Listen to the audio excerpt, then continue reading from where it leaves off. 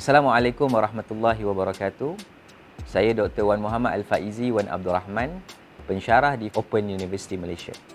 InsyaAllah pada hari ini, saya akan membuat ulasan buku yang bertajuk Islamic Commercial Law, Fiqh Muamalat, Theory and Application of Selected Contracts.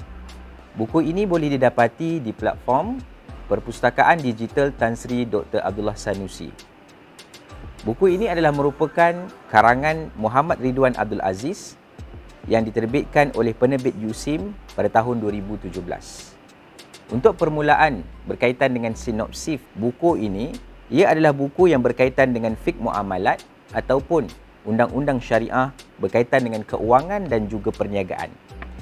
Antara fokus utama yang diketengahkan di dalam buku ini adalah berkait rapat dengan kontrak, undang-undang dan isu transaksi komersial yang bersifat fleksibel dan berubah mengikut situasi dan juga transaksi.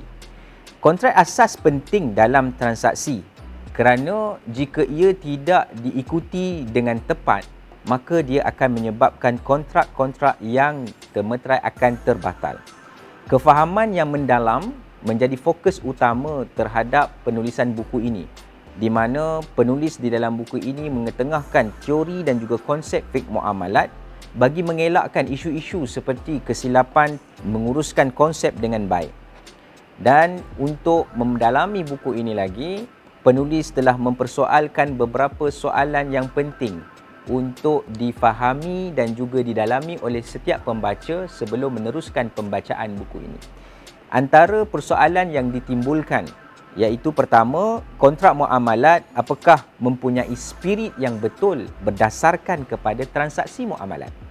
Yang kedua, bagaimanakah orang Islam terlibat secara ekstensif di dalam urusan-urusan transaksi berkait rapat dengan muamalat.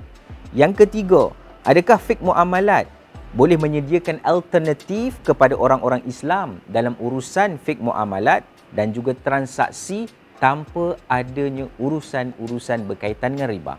Yang keempat, adakah perbankan Islam beroperasi sepenuhnya menurut prinsip dan juga falsafah muamalat? So, soalan-soalan ini adalah merupakan soalan-soalan yang akan memberikan gambaran awal kepada setiap pembaca sebelum mereka boleh mendalami dan meneruskan pembacaan berkaitan dengan buku yang bertajuk Islamic Commercial Law, Theory and Application of Selected Contracts. Justru saya akan membawa tuan-tuan semua kepada isi kandungan bab dalam buku ini. Pertama, buku ini dimulakan dengan bab perbahasan berkaitan dengan wadiah dan juga kafalah. Ini adalah merupakan sebuah kontrak yang banyak diguna pakai di dalam kehidupan masyarakat Islam, terutama sekali di Malaysia. Antara contoh-contoh yang berkait rapat dengan penggunaan kontrak ini adalah seperti simpanan di dalam perbankan. Kemudian, penulis juga telah membawa perbahasan berkaitan dengan kafalah. Kafalah dia merujuk kepada isu berkaitan dengan jaminan, dan perbincangan ini juga banyak dibawa di dalam transaksi yang berkait rapat dengan perbankan. Seterusnya adalah isu yang berkait rapat dengan hibah dan juga ariyah. Hibah adalah merupakan antara kontrak yang semakin mendapat perhatian di kalangan masyarakat Islam, terutama sekali apabila membincangkan tentang perwarisan dan juga pengurusan harta. Kemudian di dalam buku ini juga penulis telah membawa kepada perbahasan berkaitan dengan ariyah. Ariyah berkait rapat dengan pinjaman, walau bagaimanapun masih sedikit di kalangan masyarakat kita berhadapan ataupun memahami konsep berkaitan dengan ariyah. Cukup baik untuk kita mendalami dan juga memahami bagaimana konsep ariyah ini berlaku dan adakah kita terlibat secara langsung maupun tidak langsung berkaitan dengan konsep ariyah. Bab yang ketiga adalah bab yang berkait rapat dengan perbincangan kafalah dan juga hiwalah. Perbahasan kafalah membawa kepada perbincangan tentang jaminan, di mana perbincangan itu disertakan bersama-sama dengan perbincangan contemporary, isu-isu semasa seperti aplikasi kafalah dalam dana jaminan sukuk dan juga aplikasi kafalah dalam Perbincangan Malaysian Deposit Insurance Corporation, iaitu PIDM. Dalam bab yang sama, penulis juga membawa perbincangan berkaitan dengan hiwalah. Hiwalah bermaksud satu kontrak untuk mengubah ataupun mengalih pinjaman daripada seorang kepada seorang yang lain. Bab yang seterusnya adalah berkait rapat dengan al-ju'alah dan juga sabaq. Al-ju'alah merujuk kepada perbincangan berkaitan dengan komisen. Bagaimana urusan komisen menurut syarak yang boleh untuk diguna pakai dan juga dipastikan urusannya tidak terlibat dengan sebarang unsur-unsur yang diharamkan oleh muamalat. Selain daripada itu, penulis juga mengetengahkan perbincangan berkaitan as-sabaq. As-sabaq di dalam perbincangan ini merujuk kepada perbahasan pertandingan, yang mana aspek-aspek pertandingan banyak dibincangkan dan juga banyak terlibat masyarakat Islam terhadap perbincangan berkaitan dengan as-sabaq. Walau bagaimanapun, perhatian utama dalam as-sabaq adalah untuk mengelak daripada keterlibatan unsur-unsur yang tidak patuh syariah seperti maisir, iaitu judi, dan juga mungkin ada unsur-unsur kezaliman di dalam urusan tersebut. Maka sangat baik untuk kita mendalami kefahaman tentang isu berkaitan dengan as-sabaq. Bab yang kelima adalah berkait rapat dengan tajuk ar-rahnu dan juga al-qard. Ar-rahnu adalah merupakan antara transaksi yang juga mendapat perhatian daripada kalangan masyarakat, terutama sekali sewaktu pandemik COVID-19, di mana masyarakat kita banyak terlibat dengan aspek dan juga urusan ar-rahnu kerana kekangan daripada sudut keuangan. Walau bagaimanapun, isu yang timbul adalah apakah penglibatan dan juga urusan transaksi ar-rahnu dalam kalangan masyarakat Islam ini mematuh syariah.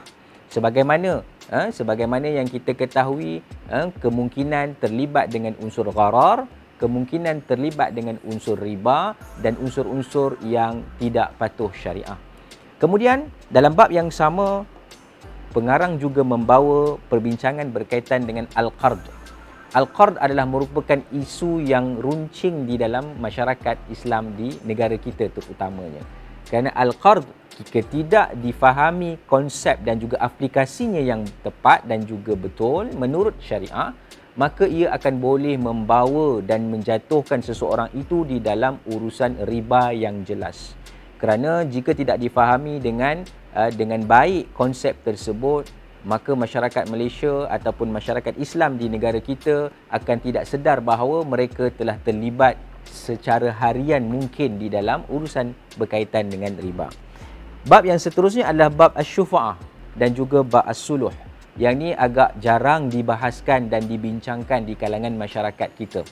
Asy-syufa'ah dirujuk kepada perkongsian harta yang menuntut kepada tuntutan daripada salah satu orang yang berkongsi. Manakala as-suluh adalah proses untuk memberikan ketenangan dan juga mengelakkan pertengkaran di dalam urusan muamalat. Ini sangat penting, walaupun banyak di kalangan masyarakat kita terlibat secara tidak langsung, tetapi perlu difahami bagaimana proses ini berjalan dan bagaimana kita nak keluar daripada urusan-urusan yang tidak mematuhi syariah tersebut. Seterusnya, bab yang ketujuh iaitu bab wakaf turut dimasukkan dalam perbincangan fiqh muamalat kerana pada hari ini wakaf sudah mula dikembangkan dan diintegrasikan bersama dengan kontrak-kontrak dalam muamalat yang lain. Dan kita boleh lihat perkembangan wakaf ini sangat signifikan di dalam negara kita dan menjadi antara tumpuan dan juga rebutan di kalangan pemegang-pemegang berkepentingan dan berkaitan. Bab yang ke-8 adalah bab berkait rapat dengan luqatah dan juga hasil-hasil yang dilarang. Luqatah merujuk kepada perbahasan isu apabila menjumpai sesuatu barang yang bukan milik kita.